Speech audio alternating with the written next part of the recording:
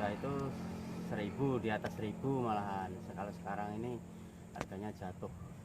Sekarang 600 kalau udah 500 per kilo. Per kilo. Satu tandan itu maksimal kalau yang ukuran besar itu sampai 11 kilo, 10 kilo. Kalau dipukul rata ya sekitarnya ya 5 kilo, 6 kilo. Dampaknya Pak ke kita Pak dengan harganya pisang murah seperti ini Pak, gimana Pak? Ya kalau dampaknya masalah harga pisang ini petani ini ngeluh. Aduh ya. Ya, karena yang di sini ini rata-rata yang diandalkan tuh ya petani pisang. Tapi kalau harga yang pisang begini kan ngeluh juga petani. Jadi tidak mencukupi kebutuhan.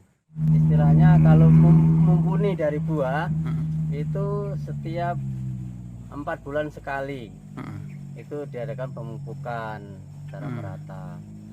Jadi setiap satu rumpun itu kira-kira satu gelas itu ya, satu gelas air itu satu rumpun.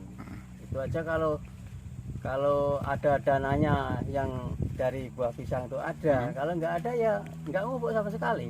Pisang apa aja Pak yang dipanen Pak? Yang kita tanam Pak? Ya ini pisang apa ya? Pisang gadis kalau kata orang sini. Pisang gadis ya. Ya. Terus ada pisang lain Pak?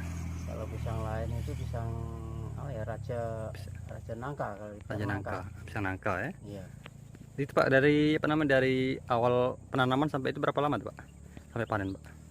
Kalau yang pisang yang ditanam di sekitar kita ini dari mulai awal nanam sampai istilahnya manen itu sampai 7 bulan atau 8 bulan bisa dipanen. Bisa dipanen. Ya, tapi kalau pisang nangka itu 9 bulan bisa dipanen.